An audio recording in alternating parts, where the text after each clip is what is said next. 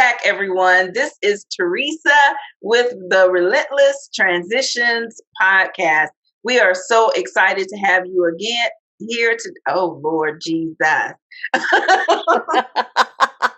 You're usually so amazing at these things. I've never heard you fluff. All right. Actually, I was reading an article about editing podcasts and stuff recently, and one of the things they said was, don't worry about little mistakes. Don't try and Right. edit them all out, Mm. and because you just drive yourself nuts. But anyway, And people are looking for authenticity. yeah, So, yeah, yeah. So, all right. We'll try it one more time. yeah. We'll try it one more time. Welcome back, everyone, to a new episode of the Relentless Transitions podcast. I am Teresa from the U.S., and I am right here with my partner in crime, Miss Rosalind Keith from Canada. We are so excited to have you here today, and boy, do we have a good episode lined up. It's going to be juicy. Today, we are talking about how to handle difficult clients in your business. Ooh, that's a difficult one. Well, it's a common one anyway, I'm sure. Exactly. So you know what? We're going to just jump right on in. How are you doing today, Miss Rosalind? I'm doing well. We're in the midst of a summer heat wave in May already up here, which is kind of amazing. Oh, But really? yeah. So yeah, everything's going well. Trying to keep in that relentless transitioning going.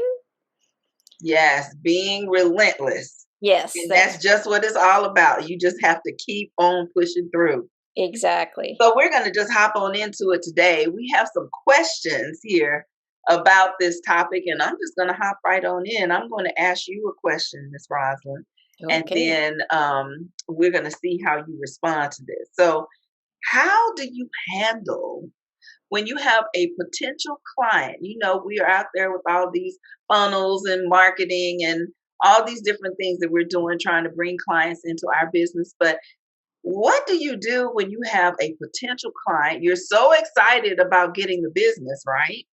And you have your very first strategy session with them, and you feel like it's just not a good fit. What do you do? Well, I think the key, Teresa, is that you have to go develop a model for that you can apply to all incoming clients. And so, if the client doesn't fit that model, no matter what, no matter how much revenue they're going to bring in, um, if the client doesn't fit the values of your company, if the client, just seems to require something different than what you have to offer, it doesn't matter how much money they're going to bring in. You kind of need to decline them. You're not doing the client a service, and you're not doing yourself a service if you take on clients you can't work with, right? Yes. It doesn't make sense. You have to understand what's important to you, what's important to your brand, what's important um, to your business, the core values, and stick to them. What do you Mhm. think, Teresa? Yes, absolutely. It's kind of like what they say that an ounce of prevention is worth a pound of cure. Because I can tell you, you get that client in your business and you already know that it's not a good fit. Yeah. Eventually, it's just going to become, really just unbearable. If not for them, certainly, for you. Right, Certainly for exactly. you. Well, what do you do if you work with someone and say maybe from the beginning things seem like they were really good, but as you progress, you might still feel like it's good, but the person is just becoming dissatisfied with the progress of the coaching or the service that you're providing, and sometimes they get frustrated and they come to you and they're irate. How do you handle that? Well, I think this is true of any industry, whether you're selling jewelry or makeup or whatever, or a service. I think the key is to remain calm, to craft your interactions with them in such a way that the client feels heard, and acknowledge their concerns, lay out all sides of the issue and all the facts, um, that you so that you both become on the same page.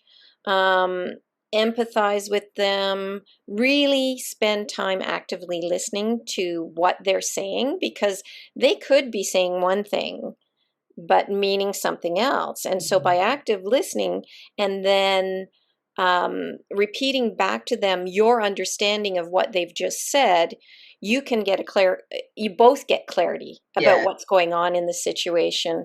It's really important to stay calm, and to come up with some solutions together.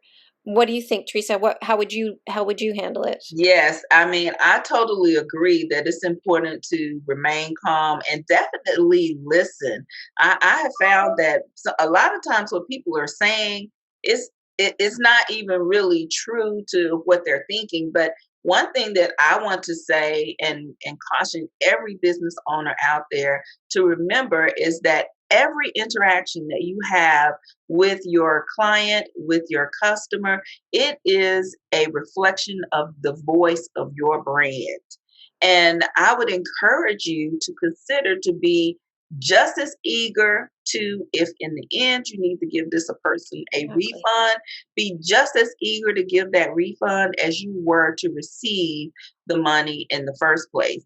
And I'm going to give you just two real quick examples. So, one is from a product based business. I was out shopping, and it has been many years ago. And I was in a shop that I really wasn't necessarily familiar with, but they had, some beautiful clothing in there. And I had, a few items in my hand. And as I was perusing around, this lady came in to return something, or maybe she was trying to exchange it, but they told her that she could not get a refund, and they wanted to just, maybe give her a store credit. It wasn't something that she obviously understood when she purchased the item. And so she got really, really upset. And they didn't have something else in the store that she wanted. She just wanted to just go ahead and get her refund, and they would not give it to her. Well, she in turn started arguing with the person across the counter. They in turn were arguing with her. And so they got so loud that I stopped in my tracks, from looking around in the store and really listening to the conversation. I got so turned by it that I actually put the items that I had in my hand down, because I didn't want to purchase from the store either. I wasn't familiar with the store. I saw these items, I liked them, but if I got them home and I really, they didn't go with what I was looking, to match them up with, to think that I couldn't bring them back or I couldn't exchange it, and these weren't personal items like lingerie or anything like that. So it was really kind of disconcerting. So I put the items down, and I have never gone back to that store again. So I don't know what she did, but potentially they lost two customers. But also consider that each customer has their own group of friends or followers or whatever the case may Yeah. be. So they lost all those people too. Because I can tell you what, my girlfriends and I, we share information about everything from the Yeah. handyman Yeah. to the to the hairdresser. Yeah. So, Well, but and people I also think if share I had bad been in the same news. situation, I Yeah, would have done the same thing as yeah. you I did. mean, yes. And people share bad news quicker than they do, the good news. And Yeah. then my second example would be in a service based industry. As you know, I own a publishing company, and I was working with an illustrator for a children's book, actually.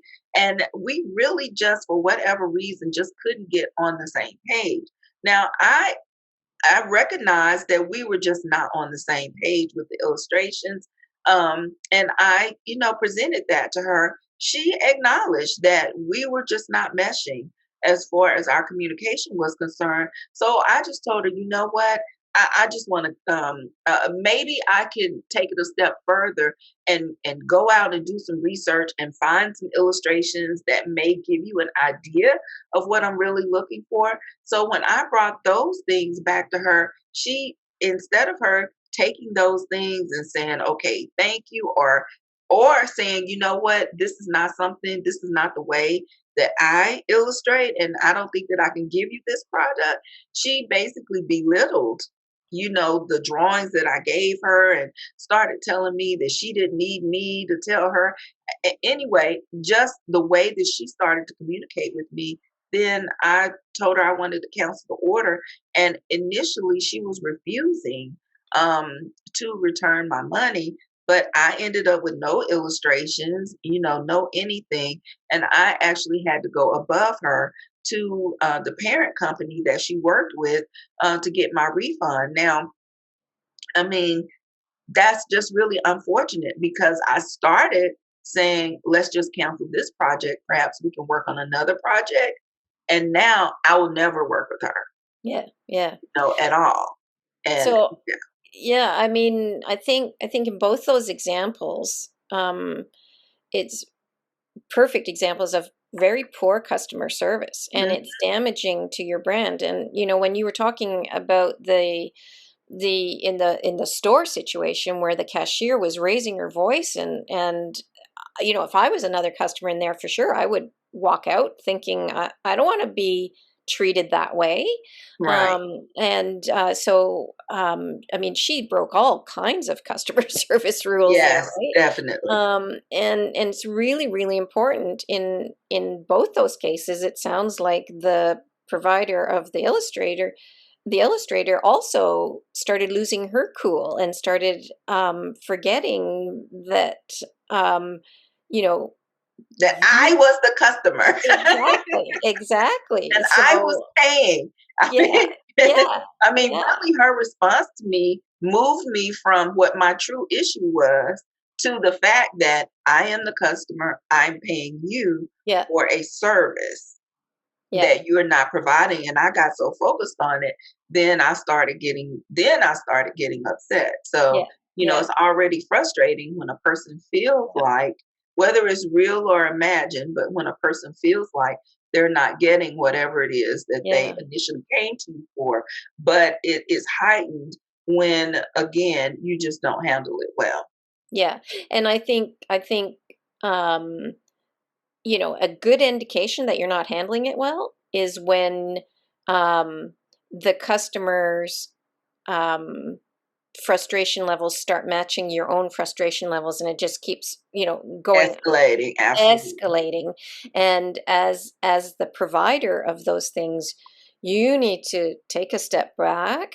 You need to um, calm yourself down, and then go back at the conversation with a little slightly different tactic where Mhm. you're um, you know trying to become solution driven as opposed to just arguing over this fact. Okay, so how do you think we can resolve this? Mhm. Ask, how do you think we can resolve this? What would make you happy? And before that conversation with that client, once you come to a solution, make sure always, always, always that you repeat that solution and you make sure the client or the customer is on the same page as you. Because again, if they walk out of that interaction thinking one thing and you're thinking another thing, and then they come back because they thought they had a resolution and it turns out to be not wrong, you haven't solved anything and you've actually made them even more angry. And then again, they're going to take that to their friends and they're going to say, don't ever Yeah, hire so and absolutely. so, or don't ever shop in this shop, or Absolutely. it's really, really, really important that you as the provider or as the vendor just try and keep your calm. I mean, you recognize that, yeah, you could be having a bad day. Maybe the client's having a bad day too. Try some empathy. And it's not always easy as the provider or as the vendor to stay there. but it's a skill you need to develop for sure. Yes, absolutely. And there was something that I thought about, and we talked about it in a previous podcast. We talked about exit strategies of grace. And Exactly.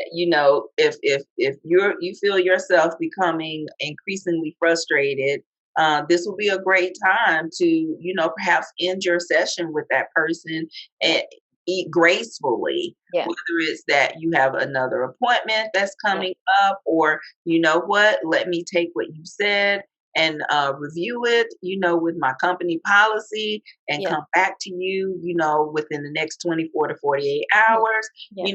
Come up with some key phrases that you can kind of throw in there that Perfect. will kind of maybe break the conversation, but break it in a graceful Yeah. way, to Yeah. where they feel like, yes, you heard them, yes, it's going to Exactly. be reviewed, and let me come back to you, with the solution. Yeah, yeah. Yeah, So I think that's key, one of the key things that they have to feel like they've been heard, yes. right? They Hmm. really do have to feel like they've been heard, and if you don't make them feel that way, they're never gonna be satisfied. Yes. Yes. Yes. Actually, one thing, a little tip that you can, if you're finding yourself getting to that point where you need to lower your own frustration levels is, Hmm. um, pretend you're being watched or Hmm. videotaped, because you wouldn't want to have that out on YouTube anywhere, would you? If you wouldn't want your blow up with a customer Hmm. making the YouTube rounds or the social media rounds. So yeah, pretend you're being watched, and keep that in mind and behave accordingly, right? With Yes. Hmm. decorum, with empathy, and all of those things. Right. So yeah, Right. yeah, yeah, Well, sometimes, since we're talking about our own frustrations in business, or as the provider of the service, or of even if you're a product based business, how do so now we're turning from our client or our customer to ourselves. yeah. How do you actually protect your own emotions, or the mental health of your business, so to speak? How do you Yeah. keep that in check when you are dealing with a difficult client? Yeah. So really you have to remember not to take it personally. Mhm. It's not about you necessarily. It's about um the the frustration of the client. Um take any bad interaction you have, um and put it in your mental trash to delete it later. Because if you carry that over to the next phone call you have, or the next meeting you have, or the next Mhm. client standing in line, how do you think that is going to go over, right? So it's really Mhm. important that you don't take it personally, that you learn a way to um, separate yourself from that situation. Um, and I think Teresa, you have meant. What do you say on Thursdays is trash day? Trash pickup day. Yeah. So That's Thursday's trash pickup day. so put it in your trash for Thursday trash pickup day, Yes. and move on.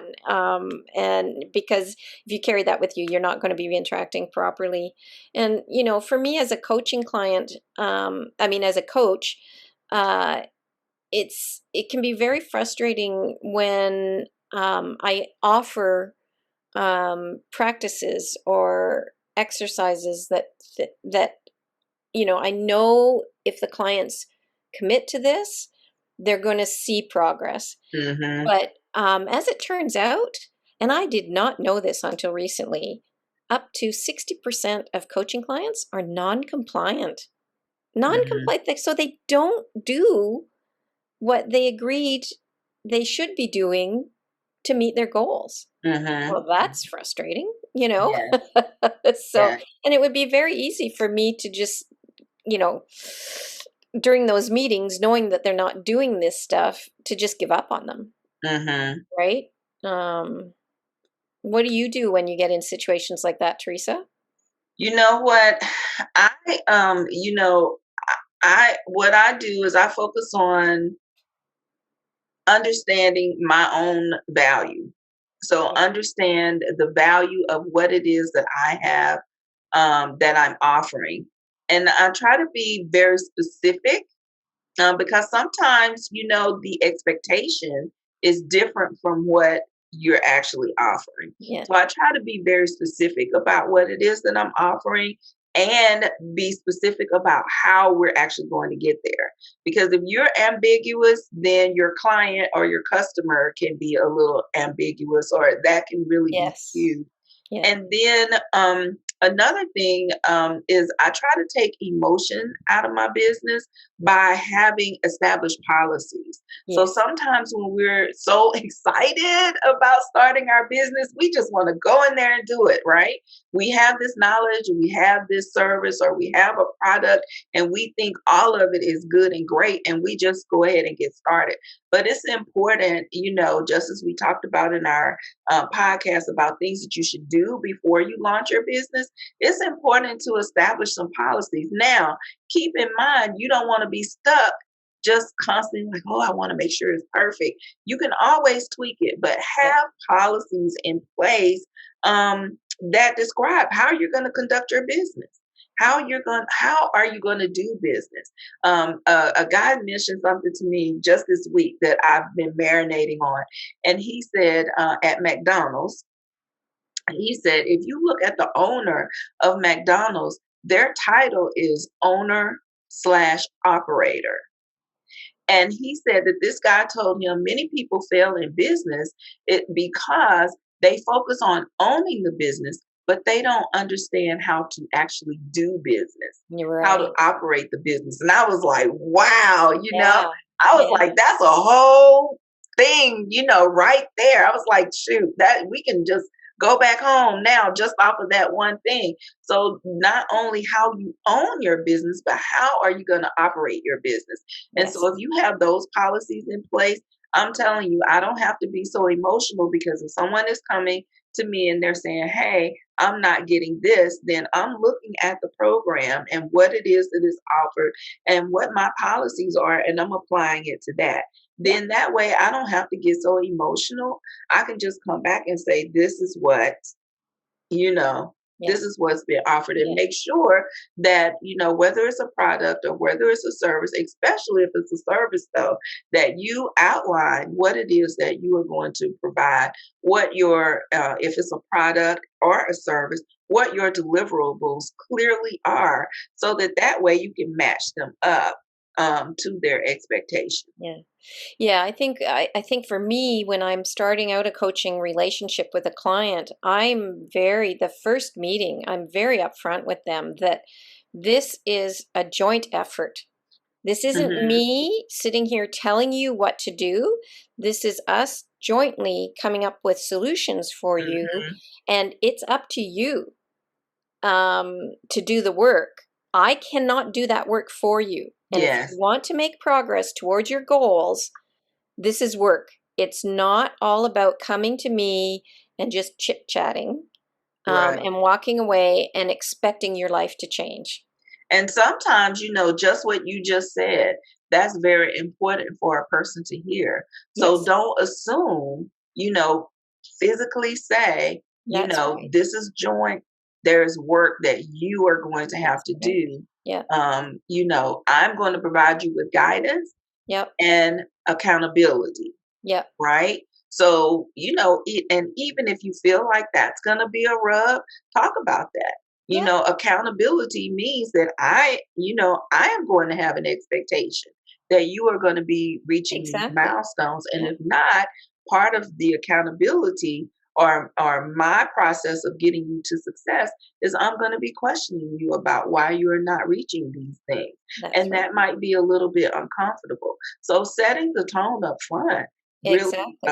can be really Yeah. helpful Yep. for your Yeah. business. I think that this is really good. So, how then, when you're dealing with someone who's difficult, because now we do know that there are people who go out there and they'll just say things that really aren't necessarily true, or when they have, what they feel is a negative experience with you, then, they're all too happy to spread that news around. How do you protect your brand? Well, I think it comes down to expanding on that making sure your core, your core values, making sure you share your core values with your client and your customers. But it's also about how you behave with the customer and the client, and to always go in those meetings with unconditional positive regard for the client. Meet the client where they're at. Meet them where they're at. I think it can be very frustrating for me as a client, as a coach, when I get on a call with a client and all she wants to do is moan and complain and play the victim. And no matter what I try and interject to get us to focus on solving some of these problems she's moaning, she's just not there that session. She's just not there that session. And so, as much as I would like every single session for my client to walk out with an aha moment and knowing that they're making progress, it's not Mm-hmm. always going to happen, unfortunately. And it's important for me as a coach to accept that. But Mm-hmm. it's also important for me to have limits. If this is the way that meeting is going, week after week, month after month, then maybe it's time for me to protect my brand and say, okay, you know what? I think I'm going to refer you to somebody that can help you more specifically with what's going on in your life or something like that. And as a life coach, I don't know about in the States, but um, I'm a member of the International Coaching Federation, and we have ethics that we have to about professional ethics we have to abide by, and sometimes that line between mental health therapy, and life coaching can get blurred. Mm-hmm. And so if I have a client that I know is not a good fit for life coaching, that in fact needs a professional mental health um, therapist, I will admit it. And I will say to them, I cannot deal with helping you through your PTSD, Mm-hmm. trauma, whatever. You need a professional. I can help you plan your life once you've dealt with that. But so it's really That's important. good. Yeah, it's really important to recognize um, that you're not going to make breakthrough at every single coaching meeting. But if it's a pattern, and if it never changes after 4 or 5 or 6 meetings, you need to maybe reevaluate as to whether it's the right fit or not. Mm-hmm. And protect your brand by offering to refer them to someplace else, or offering other solutions that are beyond your purview. Um, yeah, don't argue with them. That's the big thing. Don't Mm-hmm. argue with them. And make sure they walk away feeling okay, Mhm. as they're going to You know, sell. something that you said, it really made me think about. I like what you said, that you're not necessarily saying that you can't help them, but you're saying that you can't help them with there's a issue that has shown up. So Mhm. maybe when you had your strategy session with them, you agreed on this thing, but as you're going along, then something else pops up that, of course, you weren't aware of, like PTSD, and you say, hey, you know what? I'm not necessarily the person equipped for that. I think that I need to refer you over to here, but I can help you with this. And so I think that that's awesome because they're getting the best of both things. They already have that connection with you. You didn't just abandon them. Yeah, And exactly. that's what came to mind about Yeah, that, which, even if they leave you and go with someone else, that still protects your brand because they see that you didn't just you offered a solution. And that's exactly. really what we're in business for. If you're in business, whether it is a product or a service, your product is to produce a solution. Yeah, Your service is to produce a solution. So yeah. I think that that's really awesome. So look, I have a real, real, real juicy question now. Uh-oh. So this question, Am I ready for this? and I can't wait to see how you're going to answer it. But this question is, you know what? As coaches, we're people too, and sometimes, sometimes people are just not personality. I mean, it's just not. Even though we're professional, but sometimes it's just not a good fit. And so, what do you do with those clients that they're drawn to you, and they're drawn to what it is that you have to offer, but as you're doing your sessions with them, or even however, whether they're group or one on one, this you just feel like you just don't like this person. Or so how do you handle that? Well, I think you need to figure out what's triggering you about that client. And it's about self work in this case, not the client, right? Because what is Mhm. it in you that's making you react this way to the client? Um, and figure out what it is that you dislike about the client, why you dislike it, and then you personally have to decide if you can continue working despite that dislike or not. Mhm. It's not about making the client into something that's more agreeable to you. It's about you making yourself more agreeable to work with somebody that you have a disagreement or that you don't mesh with. So you Um, basically saying suck it up, huh? yeah, suck it up, but it's a little bit more than that. Because I mean, I could just suck it up and grin and bear it, but I think it's also an opportunity. I think you need to know. I think you really need to know what it is in yourself Mhm. that's making you say grit your teeth every time you get on the phone with that client.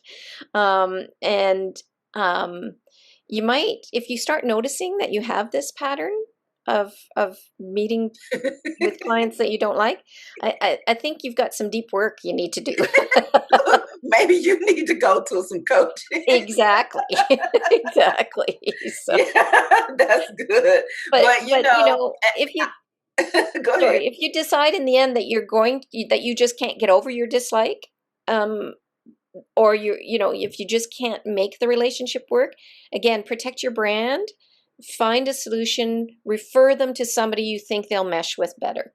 Yes, You know, absolutely. it you're going to lose Yes. out on the revenue, but you're going to gain on your reputation. Yes, absolutely. And I just what I try to do is just ask put the question out, what can I actually help this person? Yeah, exactly. So if this person is working with me and they are really, they're progressing through things and they're reaching their desired goals, um, you know, hey, that's what my business is there for. And I try to remind people that business is not a it's not emotional, really. Yeah, Business that's is an right. inanimate object. A business is an inanimate object. It does not have emotion. It's the people in the business that have the emotion. So whether it is that you are an employee working for someone or you are the person running to business, keep in mind that people leave businesses and companies because of the other people that are working there most of the time. It's not,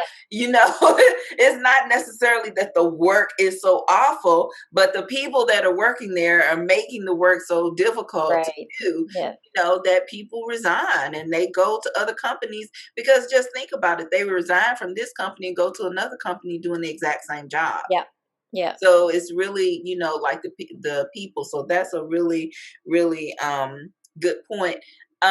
If you can separate the personal Yes. aspect from the business, because if you and your client or your customers become friends, that's great, but they are there to receive either a product or a service. So keep it professional, keep it business.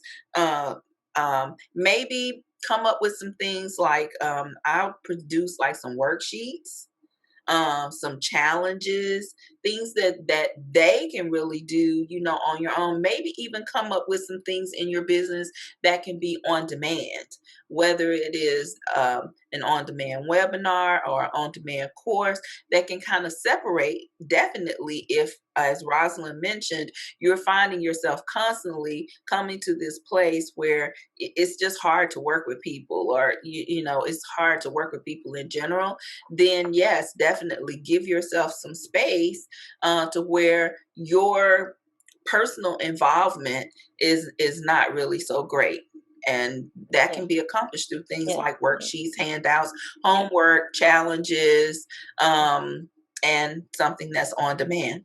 Yeah. Yeah. And that, I mean, that's a great way also to handle clients who feel frustrated that they're not making progress, right? Is to provide them with a other thing. And it's also going back to what we were talking about a little while ago about clients not having um, not making huge progress and that sort of thing. Um, so if you're giving them these handouts and you're giving them these on-demand things and they're not doing them, then it, maybe that will make them realize Yes, that well, actually, like, no wonder I'm not making progress if I'm exactly. not putting the work in, right? So Hmm. if a client's constantly coming at you with this negative headspace that I'm frustrated, I'm not reaching my goals, and always thinking of the negative, um the chances of them having success is pretty low because they're coming at it from that negative point of view. So getting them out of that negative headspace um, is really essential for you to help them move forward. And using those tools that Teresa just talked about, the on demand, the worksheets, that sort of thing, is a great way for them to start really physically realizing that part of the problem is them. It's not necessarily the coach. It's part of the problem is the client. And if you have this client that just can't realize that and just keeps coming at you, maybe you do have to think about referring them on to somebody else or Hmm. letting them go, um, Right. because it's not doing your business brand any good if you keep hanging them on and they keep coming back at you with this negative, I'm not making progress, I'm frustrated, you're doing me no good, and blah, blah, blah. Okay, well, then let's come to some sort of solution about this.